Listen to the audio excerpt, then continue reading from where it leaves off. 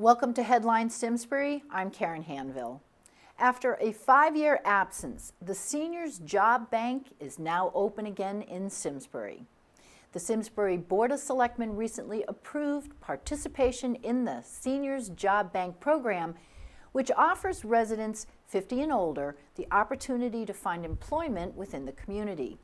Information for those looking for help and application forms for those over age 50 looking for work can find it on the Job Bank homepage on the web at www.sjbct.org.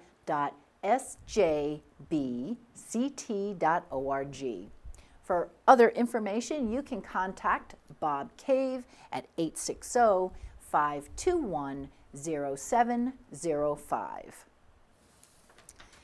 Karen Sidel from the Theater Guild of Simsbury is here to tell you about their upcoming production of 9 to 5. It's that time of year again.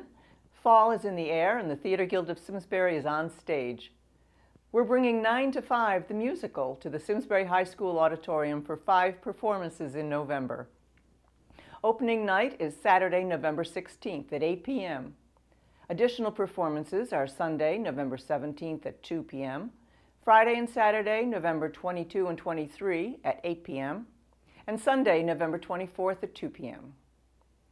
This award-winning show is the musical version of the classic 1980 movie of the same name and tells the story of 3 women who take charge of their lives and give their male chauvinist boss a taste of his own medicine. Dolly Parton wrote the music and the songs are terrific. Our talented cast features Amy Rucci as Dora Lee, Betsy McGuire as Violet, and Roseanne Gowdy as Judy.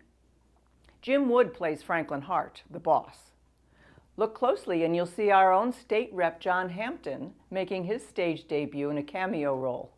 You won't want to miss it.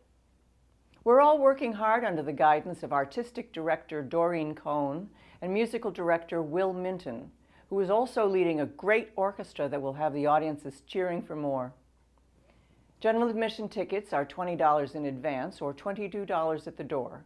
Seniors and students, age 65 and older or 18 and younger, pay just $18 in advance or $20 at the door. You can buy tickets online at our website, theaterguildsimsbury.org, where we pay the PayPal fee so you don't have to. Make plans now to come see this delightful show, but leave the kids at home. You will love it, but it's not really for them.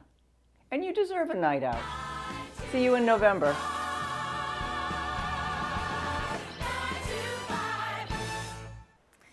AARP has recognized State Representative John Hampton for his leadership in expanding consumer protections for individuals and family caregivers that rely on home and community-based supports. Representative Hampton received the 2013 AARP Legislative Achievement Award while hosting a legislative forum for senior citizens. You can see the presentation of his award and the legislative forum on the SCTV website, www.simsburytv.org. Marianne Bannan is here to talk about this year's collection, now called the Jack Bannan Memorial Turkey Trot. My name is Marianne Bannan. Yes, I am Jack Bannan's daughter.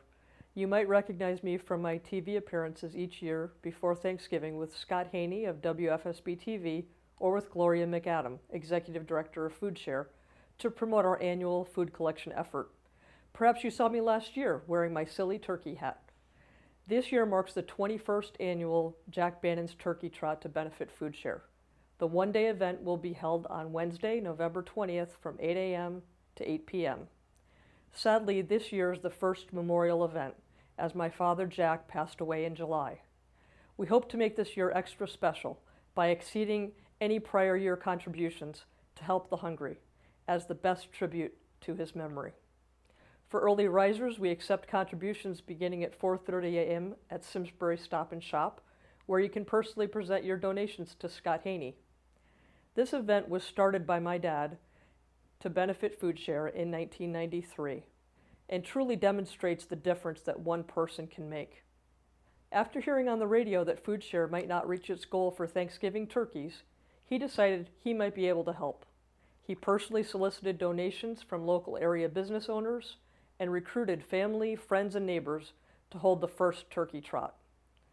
From those humble beginnings, collecting 269 turkeys that first year, his personal dedication paid off, with the turkey trot you know today growing to encompass stores and schools in Avon, Canton, Granby, Bloomfield, and Simsbury.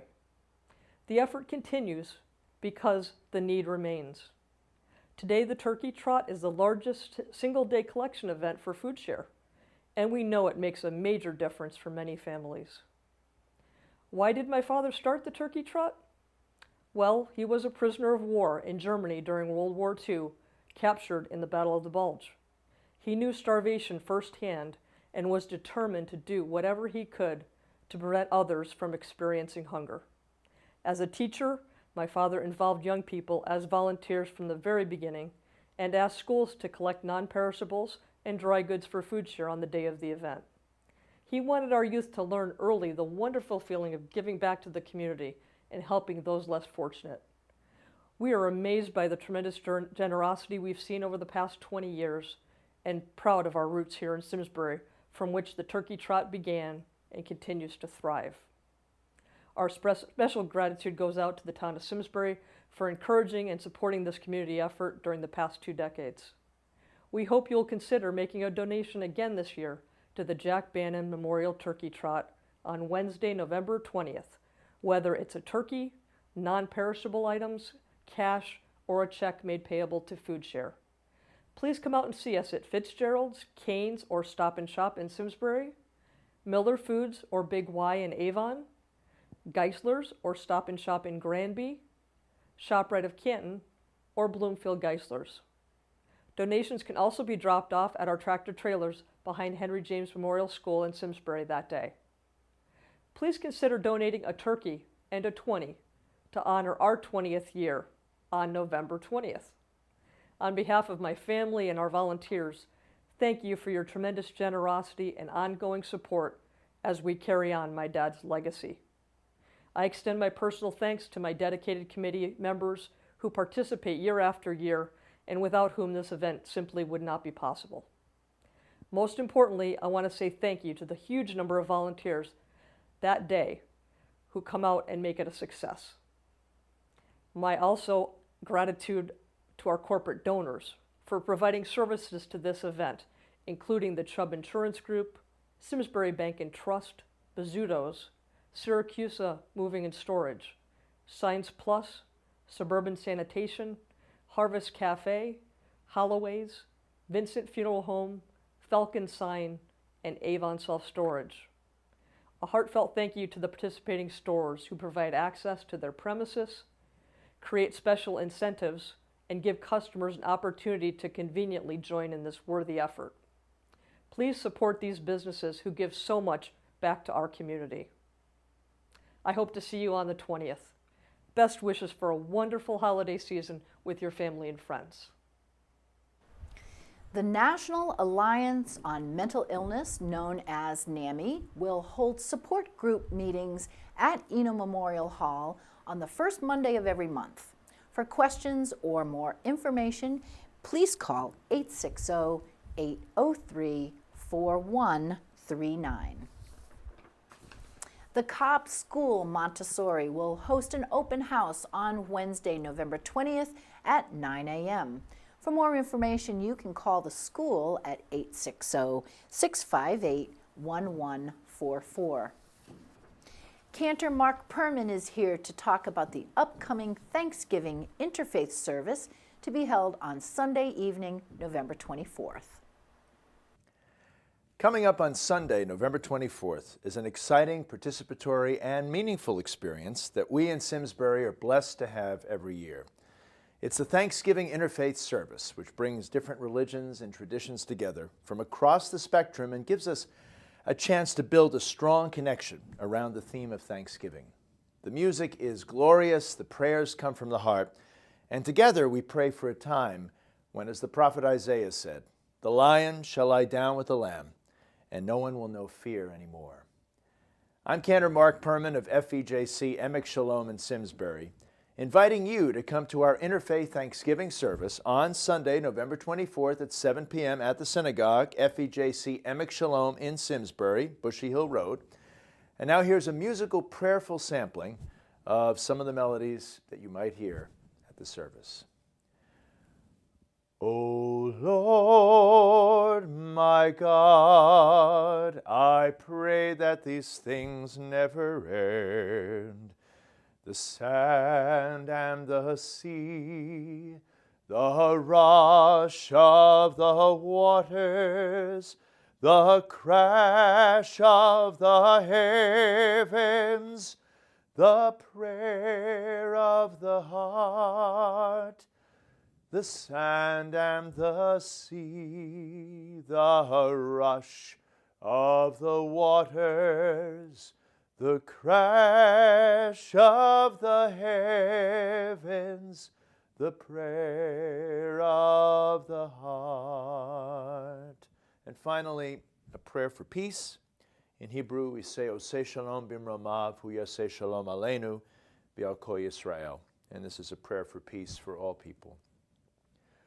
Oseh Shalom Bimromav, Hu Yaseh Shalom Aleinu, V'al Kol Yisrael, Ve'imru, Imru Amen. Oseh Shalom Bimromav, Hu Yaseh Shalom Aleinu, V'al Kol Yisrael, Ve'imru, Imru, Amen. Let it be so. Join over 500 of your family, friends, contemporaries who will be coming to our service as came last year. We'd love to see you on Sunday, November 24th. Thanks. The Friends of the Simsbury Library will present the Amy Gallatin Band, an acoustic country folk group with a touch of bluegrass, on Friday, November 22nd at 8 p.m. in the program room of the library. Admission is free. This month, the Hartford Symphony Orchestra will perform Symphonic Sondheim at the Bushnell's Mortensen Hall. Well-known tunes like Follies, A Little Night Music, and Into the Woods will delight the audience. This performance will be on Saturday, November 23rd at 8 p.m. For tickets or more information, you can call the Symphony box office at 860-244-2999 or online at hartfordsymphony.org.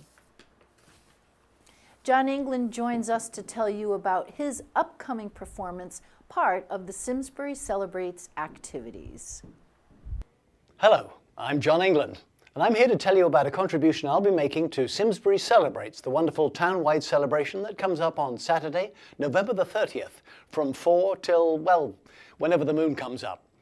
As you probably know from other broadcasts here on the station, it's a fabulous celebration of everything to do with the upcoming season of Christmas. And my little bit is going to be at First Church of Christ, which is the major white church at the far end of Hop Meadow Street, where they have a beautiful sanctuary and a grand piano where they've invited me to share some of my Christmas music. Now, it just so happens I have a wonderful Christmas album coming out this year, and I'll be picking selections from that album to perform to the audience that comes, and I'd love you to be a part of that. There'll be songs like The Most Wonderful Time of the Year, Rudolph the Red-Nosed Reindeer, Jingle Bells, all sorts of Christmas favorites that you love, plus a few sacred songs and hymns, O Little Town of Bethlehem, We Three Kings, and songs like that. Plus I'll be inviting folks in the audience to give me suggestions of things that I can play.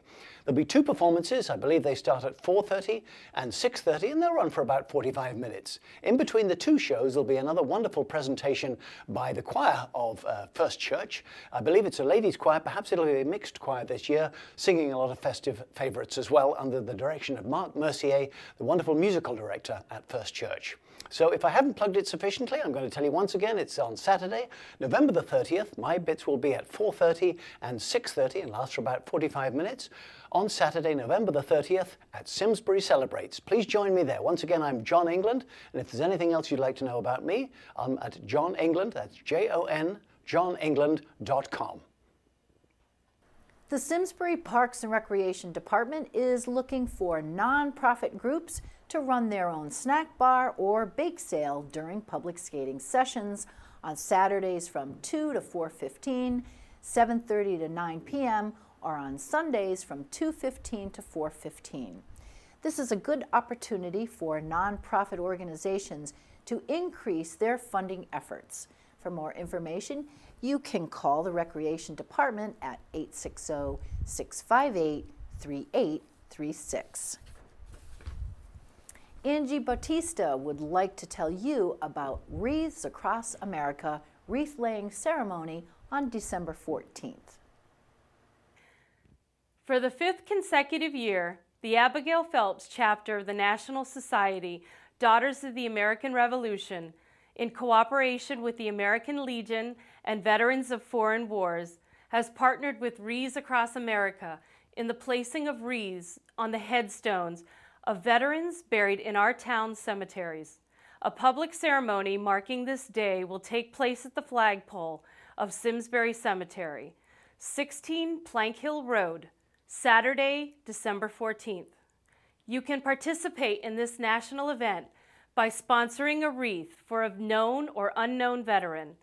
All wreaths are $15, and $5 of each wreath will benefit a military-related charity. Wreath sponsorship forms are available at the Simsbury Public Library or by emailing abautista@me.com. On December 14th, please join us in over 850 locations across the country and beyond, including ceremonies at sea and 24 national cemeteries on foreign soil for a simultaneous wreath-laying event.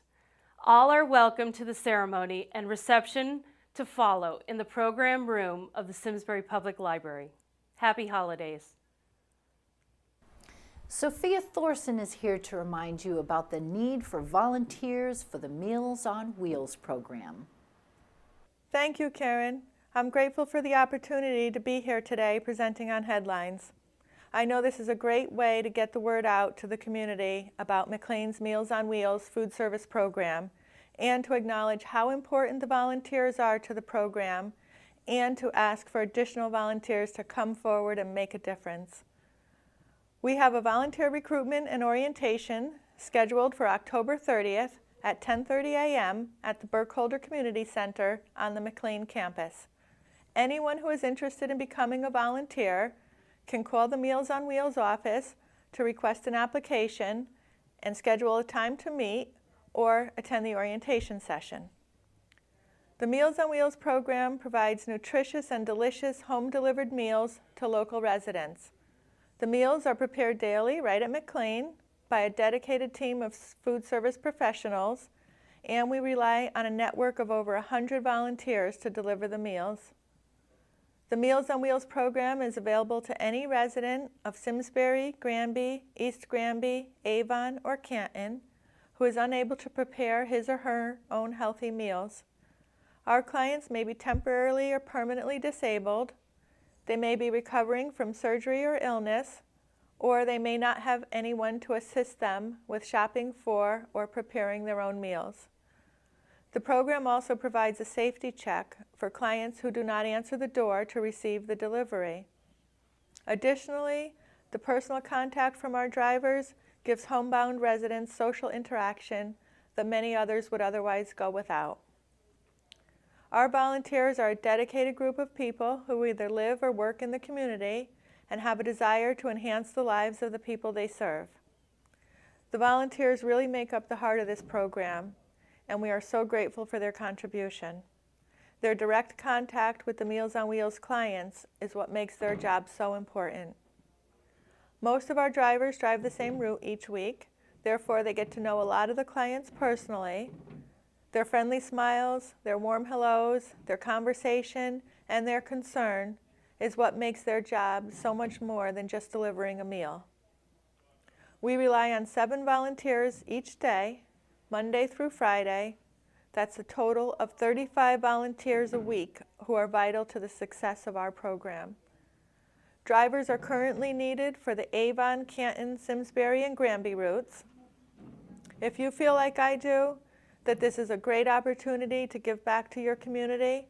If you have access to a car and you are willing to commit 2 to 3 hours once or twice a month, please call the Meals on Wheels office at McLean at 860-658-3980 to request an application. Thank you so much for considering the Meals on Wheels program as a volunteer opportunity, and I look forward to meeting with you. Melissa Brett joins us with more solutions for our home problems. Hello, my name is Melissa Brett. My husband John and I own and operate Weldon Hardware here in the center of Simsbury on Station Street. With these cooler nights now starting, a big issue that almost every homeowner, apartment dweller, and office worker has to deal with is mice. Rodents can carry disease and are extremely destructive creatures known to eat through cardboard, wood, plaster, and plastic. They also gnaw on electrical wiring, which can potentially cause an electrical fire in your home.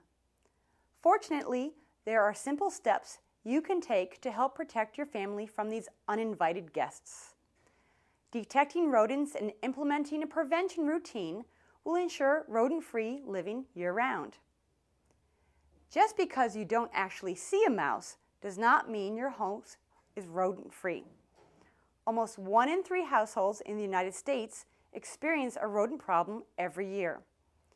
Rodents are nocturnal creatures by nature, which means they rarely surface during the daytime hours unless their environment is disrupted. But if you don't see them, how do you know they're there? Look for the following signs. Mouse droppings, typically small, about 1/8 of an inch long and black. Rat feces tend to be a little bit larger. Footprint and tail drags may be seen in dusty locations. Use a strong flashlight at a low angle to check for tracks. Evidence of recent gnawing, especially on packaged goods, cardboard boxes, and areas around pipes, ducts, and vents. Mice often make their homes in large household appliances, so inspect your dishwasher, refrigerator, washer, and dryer frequently. Your dog or cat pawing excitedly at a kitchen cabinet, the base of your refrigerator, or on a wall. Scampering or gnawing sounds. Burrows or nests in the ground along the outside of buildings. Now, if you spotted a mouse during the daytime, chances are it's not alone. Rodents generally live in groups, so if you see one during the day, there may be as many as 20 to 40 more nearby. And if you see 2, there could be more than 50 mice in the vicinity. Preventing a rodent problem before you actually have one is the best way to help protect your family. Spotting just one mouse could be the first indication of an infestation. Taking the following precautions will help reduce the chance of a rodent infestation in your home or office. Wash all your dishes immediately after use. Keep your counters, floors, cabinets, and pantries clean and free of crumbs. Keep all food, water, and garbage in metal or thick plastic containers with tight-fitting lids. And never leave food or water out even overnight, even for your pets. Clean up after your pets daily. As unappealing as it may sound, pet feces is a source for rats and mice. Stacks of newspapers, cardboard, firewood, lumber, or other storage encourage rodent nesting. Keep all storage off the floor at the inside and outside of foundation perimeters. Try to keep bushes, plants, and hedges trimmed back away from the house foundation. Mice can squeeze through spaces as small as a dime. Therefore, seal up potential entrances with sheet metal, steel wool, or cement. And check the spaces around your pipes, vents, and ducts. Even if rodents have not yet invaded your space, it is important that you be proactive and prepared by keeping baits and traps on hand. What type of rodent control to use is truly dependent on your situation. There are many different products on the market today. You can use kill traps, either the traditional snap trap or newer concealed traps. Live catch traps are also an option, as long as you have a way of relocating those little critters far away from your home or office. Baits are ideal for hard-to-reach places, basements, garages, behind appliances, and attics, and they work well in damp, concealed environments, but they usually take about a week to work. Repellents work well for the prevention. Depending on your space, electronic repellents can be used. Either sonic or electrical pulse units are very effective. There are also natural repellents that can be used in small spaces, typically using different type of mint oils. This is ideal when storing cars, motorcycle, RVs, or power equipment for a long time. If you're not sure what rodent control and prevention will work best for you, just ask us. We'll gladly help you through the process of choosing the right products that you are most comfortable using. If you have a question or topic that you would like featured on this segment, let us know. Visit our website at www.weldonhardware.com. I look forward to the next edition of Headlines Simsbury. Remember, we are at your service. Thank you, and God bless. Please remember to support Simsbury Community Television. This is your station. Help to keep us on the air so that we can bring unique community programming into your home, from exercise and yoga to real estate tips, financial and legal advice, poetry and music on this channel, municipal meetings on the government channel, and school sports programming on the educational channel. Please send a tax-deductible donation to SCTV, P.O. Box 767 Simsbury 06070. Or visit us in the lower level of Eno Memorial Hall and join our team of volunteers. Remember, SCTV is your hometown station where you can produce programs for free. Follow us on Facebook and Twitter. That's it for this week. Thank you for joining us.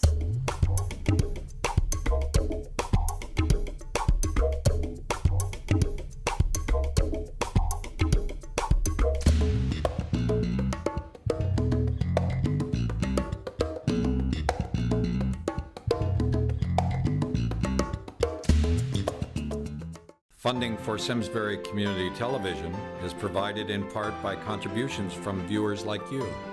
Thank you.